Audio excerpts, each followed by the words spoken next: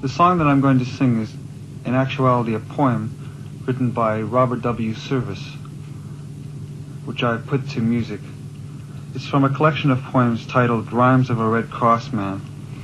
And during the First World War, Robert Service was a Red Cross man, and he also lost a brother who was a lieutenant in that war. Most of the poems that he's noted for are very light, but these poems tend to be rather heavy and very emotional. I think it was because of all that he saw and witnessed during the war. Some of the words you'll need to know in order to understand the poem are Teuton and Ulan, which mean German, sabots, which are wooden shoes, and Zouave, which was a name given to French soldiers fighting for the liberation of France during the occupation of the Germans in World War I. The rest of the poem explains itself.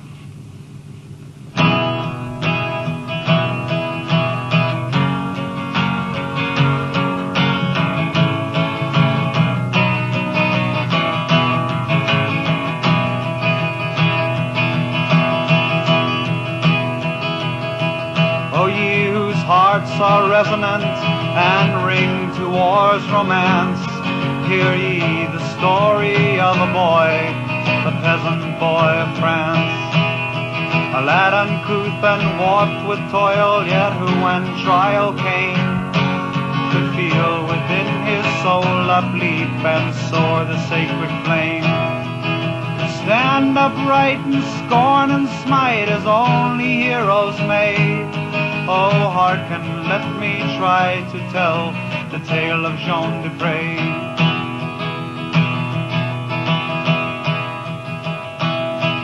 With fire and sword, the Teuton horde was ravaging the land, and there was darkness and despair, grim death on every hand. Red fields of slaughter sloping down to ruin's black abyss. The wolves of war and evil fanged, and little did they miss. And on they came with fear and flame to burn and loot and slay, until they reached the red roof croft, the home of Desprez. Rout out the village, one and all, the Ulan captain said, behold, some hand has fired a shot, my trumpeter is dead. Now shall they Prussian vengeance know, now shall they rue the day. For by the sacred Germans slain, 10 of these dogs shall pay. They drove the cowering peasants forth, women and babes and men, and from the last with many a jeer, the captain chose ye 10. 10 simple peasants, bowed with toil, they stood, they knew not why, against the grey wall of the church, hearing their children cry, hearing their wives and mothers wail, with faces dazed they stood. A moment only, ready fire, they weltered in their blood.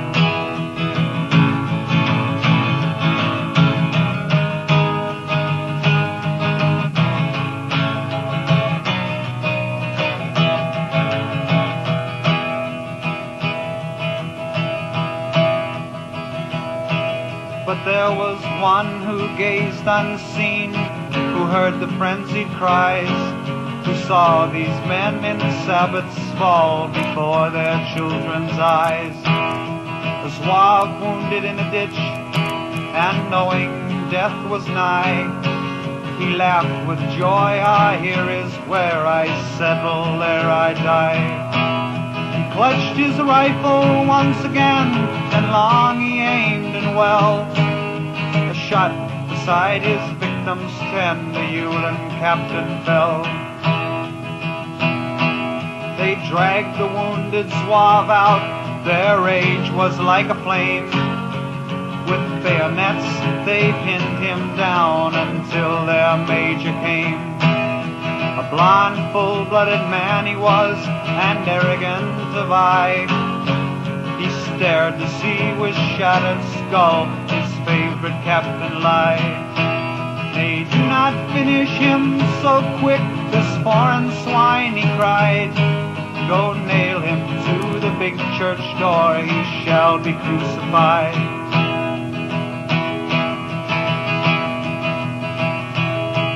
With bayonets through hands and feet they nailed the Zouave there, and there was anguish in his eyes and horror in his stare. Water, one single drop, he moaned, but how they jeered at him and mocked him with an empty cup, and saw his sight grow dim. And as in agony of death with blood his lips were wet, the Prussian major gaily laughed and lit a cigarette.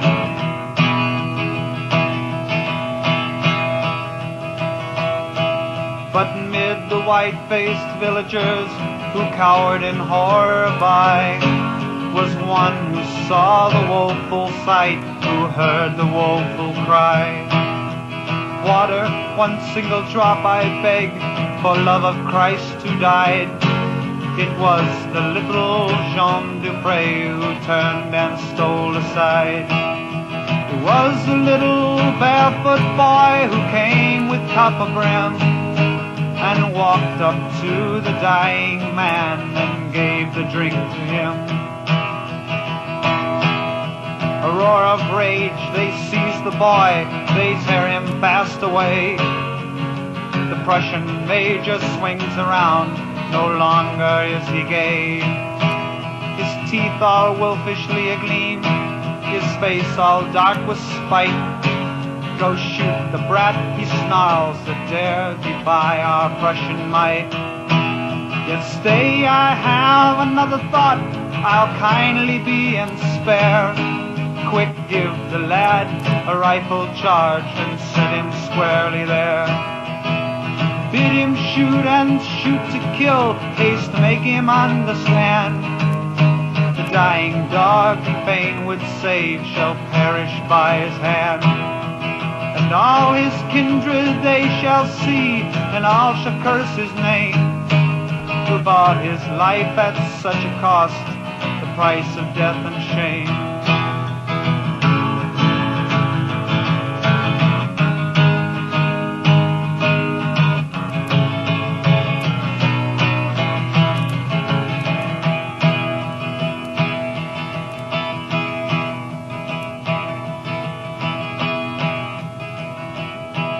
They brought the boy wild-eyed with fear, they made him understand. They stood him by the dying man, a rifle in his hand. Make haste, said they, the time is short, and you must kill or die. The major puffed his cigarette, amusement in his eye. And then the dying Zouave heard, and raised his weary head. Shoot, sons, will be the best for both. Shoot swift and straight, he said. Fire first and last, and do not flinch, for lost to hope am I. And I shall murmur, Vive la France, and bless you where I die.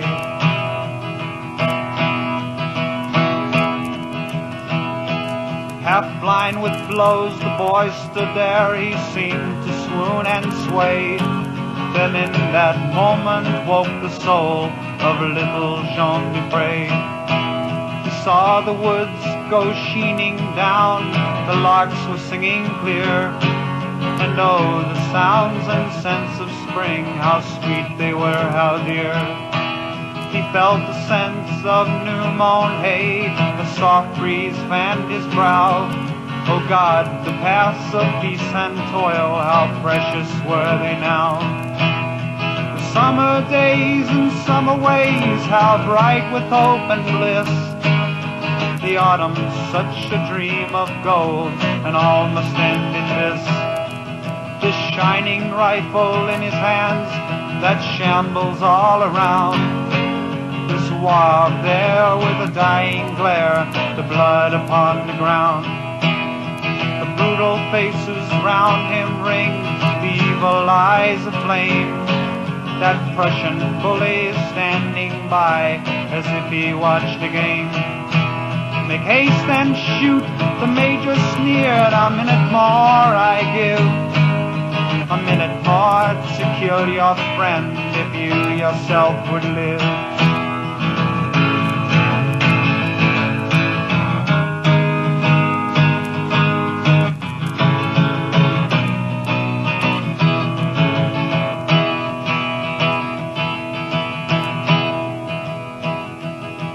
They only saw a barefoot boy with blanched and twitching face. They did not see within his eyes the glory of his race, the glory of 1,000,000 men who for fair France have died, the splendor of self-sacrifice that will not be denied.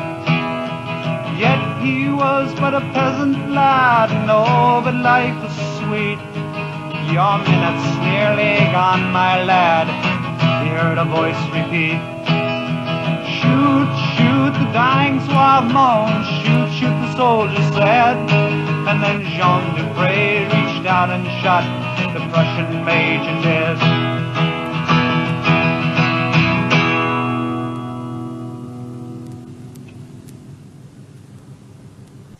I recorded some songs, Robert Service songs about World War One. One I've done quite a bit is called Jean Desprez, but what I'm going to do now is a song called Man From Aphabaska. It's a long ballad about a man from a place in Canada called Athabasca. He traps wild animals and sells the furs, and he hears about World War One and gets real excited about it and decides to stop killing animals and go out and kill men for a little while. And he joins the French Foreign Legion, and then he goes out and he gets tired and wants to go home.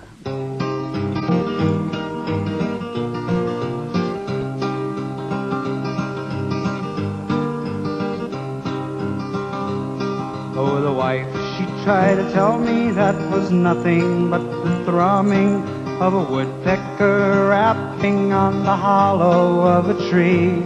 And she laughed a bit sarcastic when I told her was the drumming of the mustering of legions, and 'twas calling unto me, was calling me to pull my freight and hop across the sea. And a mending of my fishnets, sure I started up in wonder, for I heard a savage roaring and 'twas coming from afar. And the wife, she tried to tell me it was only summer thunder. She laughed a bit sarcastic when I told her it was war. Was the chariots of battle where the mighty armies are. And down the lake came half-breed Tom with russet sail a-flying, and the word he said was war again, so what was I to do?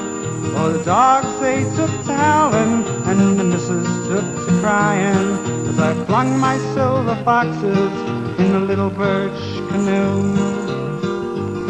Yes, the old girl stood a-blubbing as an island hid the view.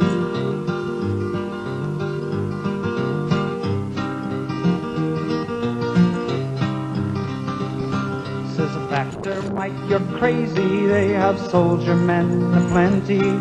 You're as grizzled as a badger, and you're 60 years or so. But I haven't missed a scrap, says I, since I was 21. And shall I miss the biggest? You can bet your whiskers no. So I sold my furs and started, and that's 18 months ago. And I joined the Foreign Legion, and they put me for a starter in the trenches of the Argonne, with the Boche a step away. And the partner on my right hand was an Apache from Montmartre, and on my left there was a millionaire from Pittsburgh, USA. Poor fellow, they collected him in bits the other day.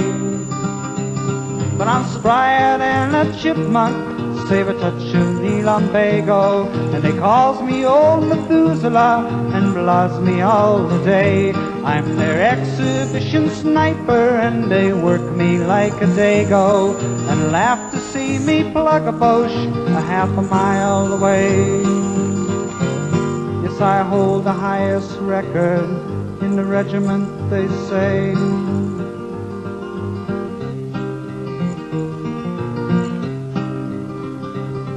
And at night they gather round me, and I tell them of my roaming in the country of the Crepuscle, beside the frozen sea, where the muskox runs unchallenged and the caribou goes homing, and they sit like little children, just as quiet as can be. Men of every crime and color, how they hearken unto me.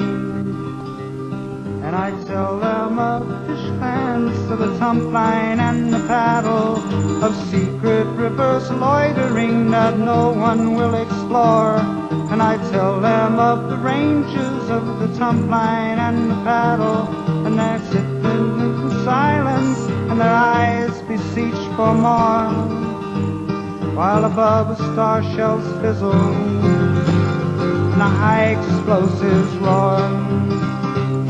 And I tell of lakes fish haunted, where the big bull moose are calling, and forests still as sepulchres with never trail a track, and valleys packed with purple gloom, and mountain peaks appalling. And I tell them of my cabin on the shore at Fond du Lac. And I find myself thinking, sure I wish that I was back. So I brag of bear and beaver while the batteries are roaring, and the fellows on the firing steps are blazing at the foe.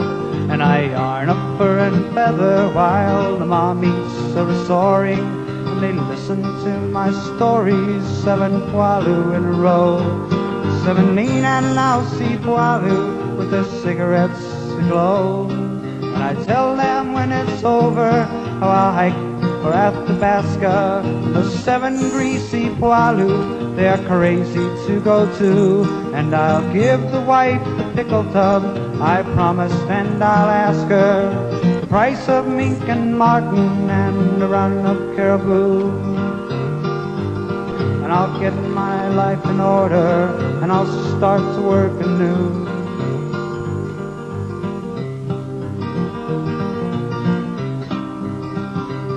For I've had my fill of fighting, and I've seen a nation scattered, and an army swung to slaughter, and a river red with gore, and a city all a-smolder, and as if it really mattered, for the lake is yonder dreaming, and my cabin's on the shore.